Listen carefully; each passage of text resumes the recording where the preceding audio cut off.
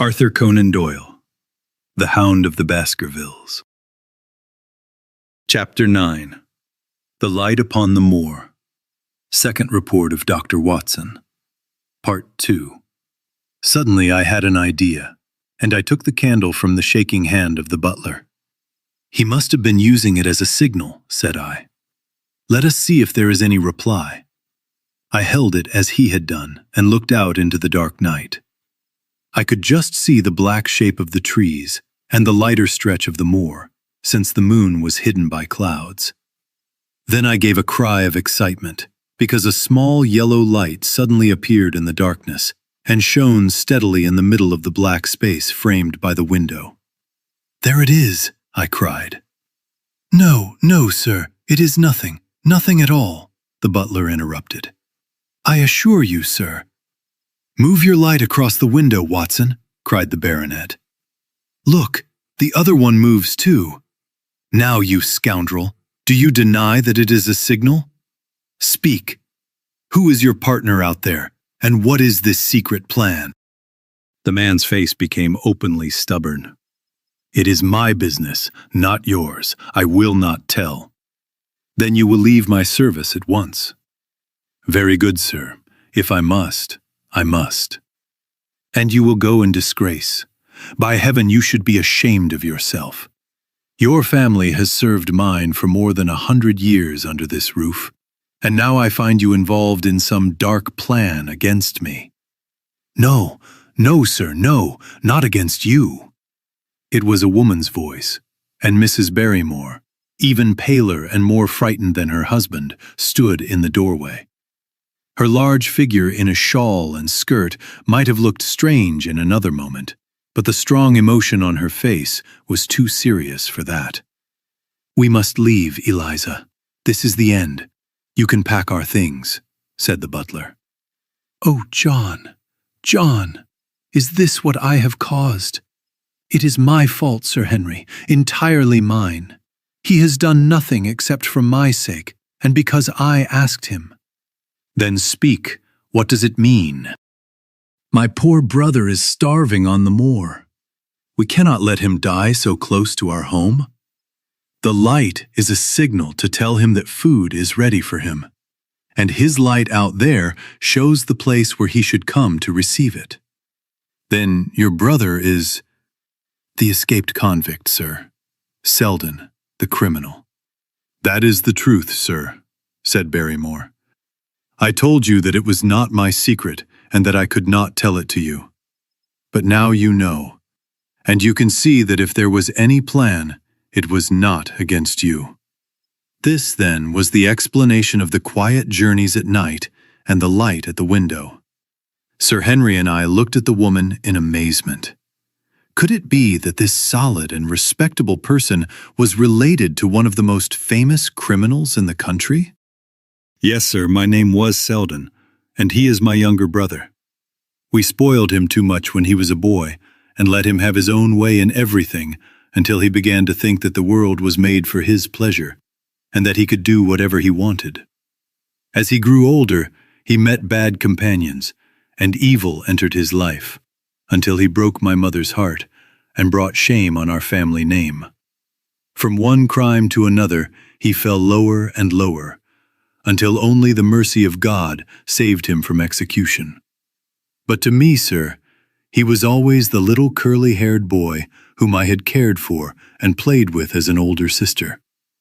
That is why he escaped from prison, sir. He knew that I was here and that we could not refuse to help him. When he came here one night, tired and starving, with the guards close behind him, what could we do?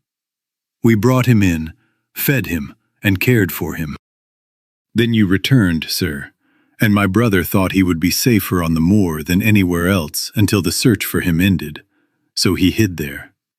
But every second night we placed a light in the window to see if he was still there, and if he answered, my husband brought him bread and meat. Every day we hoped that he had gone, but as long as he remained, we could not abandon him. That is the whole truth, as I am an honest Christian woman, and you will see that if there is any blame, it does not belong to my husband, but to me. For it was for my sake that he did all this. The woman spoke with such strong feeling that her words were convincing. Is this true, Barrymore? Yes, Sir Henry, every word. Well, I cannot blame you for supporting your own wife. Forget what I have said. Go to your room, both of you, and we will speak more about this in the morning. When they had left, we looked out of the window again.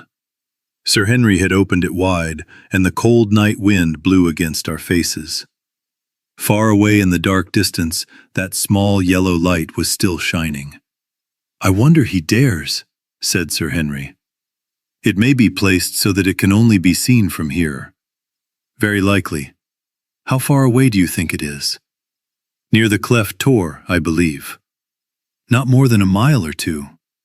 Probably not even that. Well, it cannot be very far if Barrymore has to carry food there. And he is waiting there, that villain, beside the candle. By heaven, Watson, I am going out to catch that man. The same idea had come to my mind. It was not as if the Barrymores had trusted us with their secret. We had forced it from them. The man was a danger to everyone, a complete criminal for whom there was no excuse. We were only doing our duty by taking this chance to send him back to a place where he could do no harm. With his violent and cruel nature, others might suffer if we did nothing. For example, our neighbors, the Stapletons, might be attacked by him any night, and perhaps this thought made Sir Henry so eager for the adventure. I will come, said I. Then take your revolver and put on your boots. The sooner we leave, the better, because the man may put out his light and escape. Within 5 minutes we were outside, beginning our expedition. We hurried through the dark bushes, hearing the low sound of the autumn wind and the rustle of falling leaves. The night air was heavy with the smell of dampness and decay. From time to time, the moon appeared for a moment, but clouds quickly covered it again, and just as we stepped onto the moor, a light rain began to fall. The distant light still burned steadily before us. Are you armed? I asked. I have a hunting whip. We must move quickly, because he is said to be a desperate man. We will surprise him and have him under control before he can fight back. I say, Watson, said the baronet, what would Holmes say about this? What about that hour of darkness when the power of evil is strongest? As if answering his words, there suddenly rose from the wide darkness of the moor that strange cry which I had already heard near the great Grimpen Mire. It came with the wind through the night silence. First a long, deep sound, then a rising howl, and finally a sad moan as it faded away. Again and again it sounded, filling the air with a sharp, wild, and threatening noise. The baronet seized my sleeve, and his face looked pale in the darkness. My God, what is that, Watson? I do not know. It is a sound heard on the moor. I have heard it once before. It faded away, and a deep silence surrounded us. We listened carefully, but heard nothing more. Watson, said the baronet, that was the cry of a hound. My blood felt cold, because there was a change in his voice that showed his sudden fear. What do they call this sound? He asked. Who? The people in the countryside. Oh, they are simple people. Why should you care what they call it? Tell me, Watson, what do they say it is? I hesitated, but I could not avoid the question. They say it is the cry of the Hound of the Baskervilles. He groaned and was silent for a few moments. It was a hound, he said at last, but it seemed to come from far away. From over there, I think. It was difficult to say where it came from. It rose and fell with the wind. Is that not the direction of the great Grimpen Mire? Yes, it is. Well, it was from there. Come now, Watson. Did you not think yourself that it was the cry of a hound? I am not a child. You need not be afraid to tell me the truth. Stapleton was with me when I heard it before. He said it might be the call of a strange bird. No, it was a hound.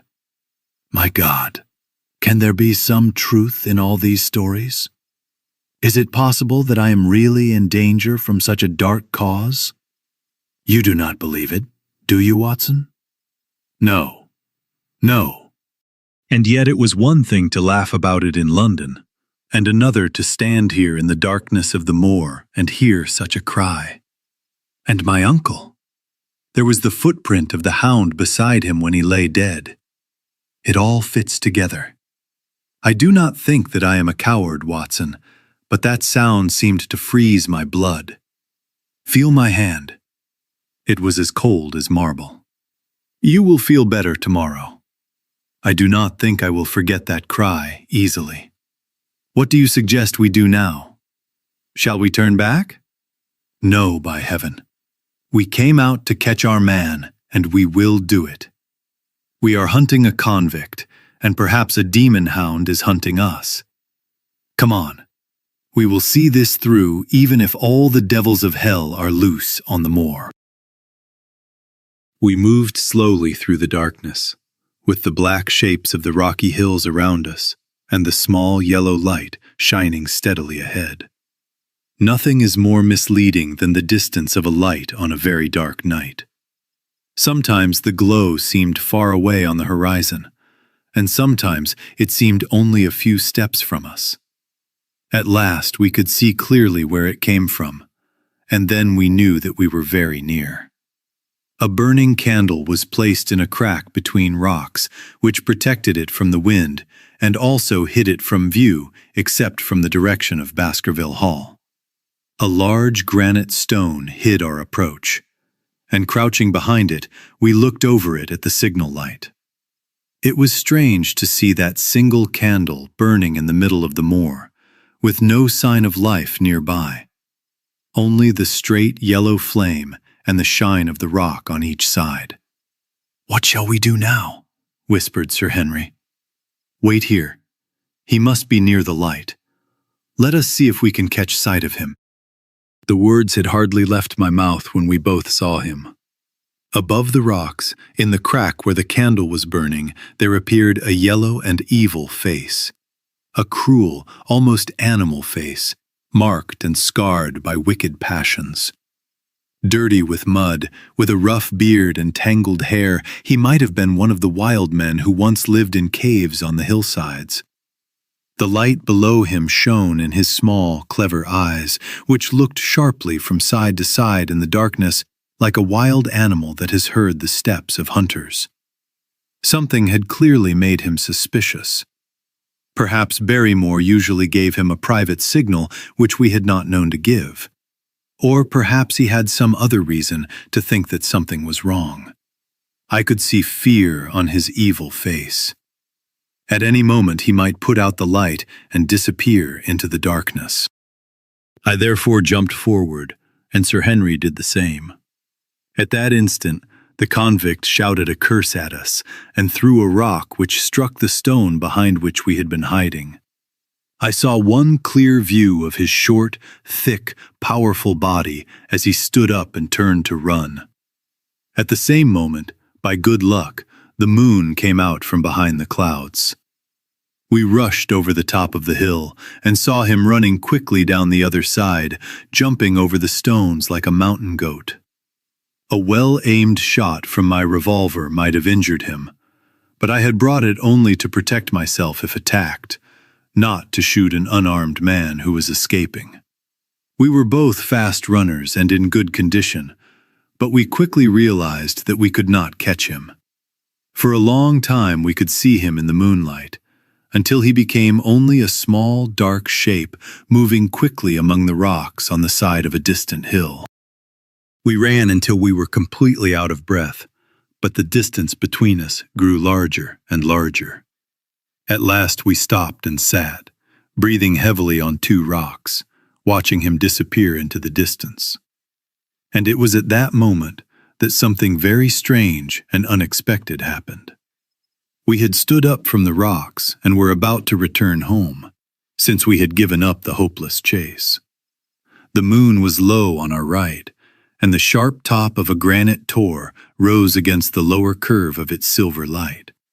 There, black against that bright background like a statue of ebony, I saw the figure of a man standing on the tor.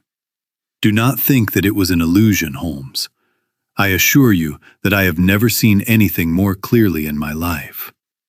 As far as I could tell, it was the figure of a tall, thin man.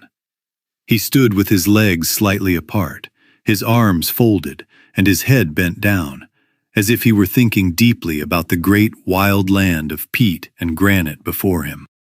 He might have been the spirit of that terrible place. It was not the convict. This man was far from where the convict had disappeared, and he was much taller. With a cry of surprise, I pointed him out to the baronet. But in the brief moment when I turned to take his arm, the man had vanished. The sharp granite peak still cut across the edge of the moon, but there was no sign of the silent and still figure. I wished to go toward that place and search the tor, but it was some distance away. The baronet's nerves were still shaken by the strange cry we had heard, which reminded him of the dark story of his family, and he was not ready for another adventure. He had not seen the lonely man on the tor, and could not feel the strange excitement that his silent and powerful presence had given me. "A prison god, no doubt," said he. "The moor has been full of them since this fellow escaped. Perhaps his explanation is correct, but I would like stronger proof. Today we plan to inform the authorities at Princetown, where they should search for their missing man. But it is a pity that we did not have the success of capturing him ourselves. These are the events of last night, and you must admit, my dear Holmes, that I have given you a thorough report. Much of what I have told you may seem unimportant, but I believe it is best to give you all the facts and let you choose those that will help you most in reaching your conclusions. We are certainly making progress. As for the Barrymores, we now understand their motive, and that has greatly clarified the situation. But the moor, with its mysteries and strange people, remains as puzzling as ever. Perhaps in my next letter, I will be able to shed some light on that as well. Best of all would be if you could come here yourself. In any case, you will hear from me again in the next few days.